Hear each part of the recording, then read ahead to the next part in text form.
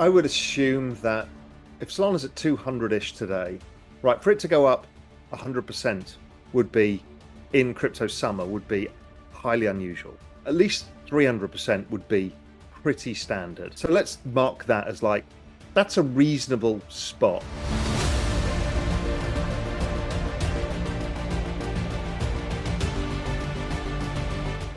You know, if I use a few charts and a bit of, log charts, I get somewhere between 800 and 1200. In a complete bubble cycle, I think it can go above 2000. In a short stunted cycle, 750, something like that. Narratives wield immense influence over every cryptocurrency bull market, often serving as the catalyst for substantial returns on investments. Solana, the native token of the Solana blockchain platform, exemplifies this phenomenon with its remarkable performance over the past year. Starting from a low of $9.90 in January 2023, it surged to over $195 last month, marking a staggering 1,879% increase in just 14 months. Meanwhile, Bitcoin, the leading cryptocurrency by market cap, saw a comparatively modest rise from slightly over $117,000 per coin to around $72,000 during the same period, reflecting a 323.53% increase. Despite occasional hours-long outages, Solana's success and burgeoning popularity underscore its resilience in the face of challenges. Its high throughput, low transaction costs, and user-friendly ecosystem continue to attract developers, institutions, and users, propelling mainstream adoption. Anticipation also surrounds the forthcoming impact of FireDancer, a new validator client designed to address Solana's transaction speed limitations. Developed by Jump Crypto, FireDancer boasts a revamped codebase optimized for high performance, promising expedited transaction processing speeds and enhanced efficiency for the Solana blockchain platform. Renowned macro guru and prominent crypto investor Raoul has expressed strong optimism regarding Solana's future trajectory, particularly since learning about the development of FireDancer in 2023. He views this innovative validator client as a game-changer for both Solana and the broader cryptocurrency industry. With a successful testnet launch announced on October 31st and a mainnet launch scheduled for the summer of 2024, PAL predicts significant price appreciation for Solana, potentially catapulting it from less than $200 today to as high as $2,000. How many times have you eaten junk this week? You're just wasting your money. Stop. You don't have time. Don't miss out this 2025 bull run. Educate yourself first ahead of the crowd. Skip your next junk meal and instead invest in your education. We have created the ultimate step-by-step crypto cheat guide that will guide you this bull run.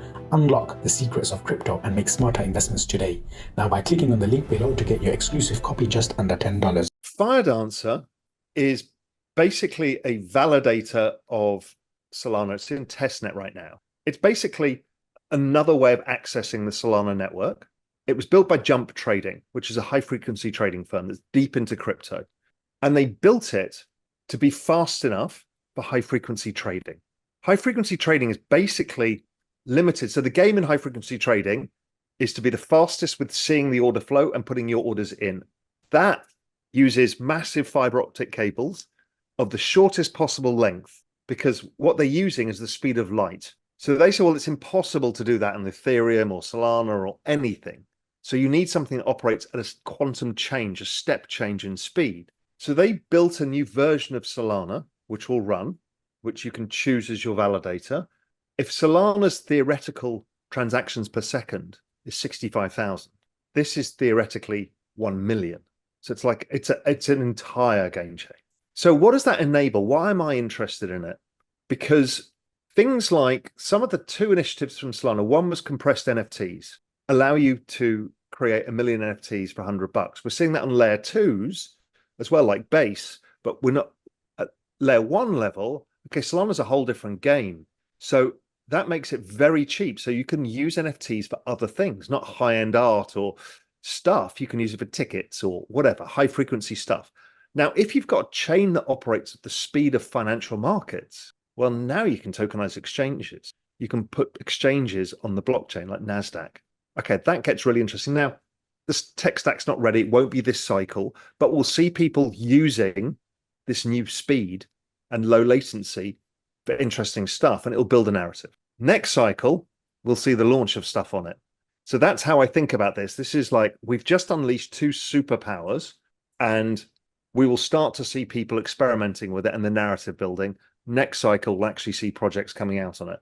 But it is a game changer for the entire crypto space, and most people aren't aware of it yet.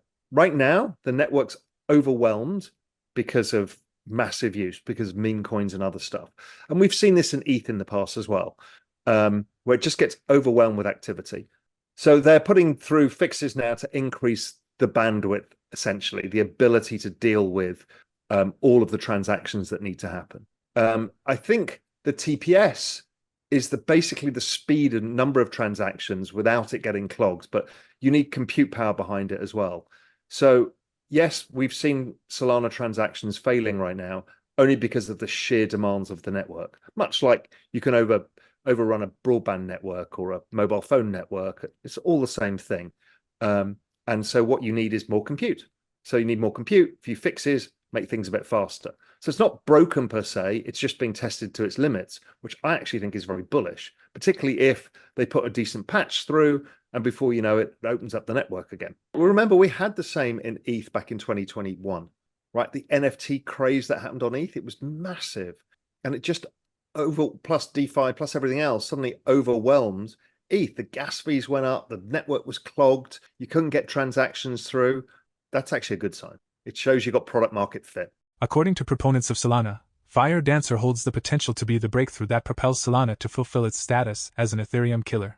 In recent months, the notion of Solana surpassing Ethereum has gained traction, fueled by increased on-chain activity, a growing developer community, and a rising number of users, buoyed notably by Solana's meme coin fervor.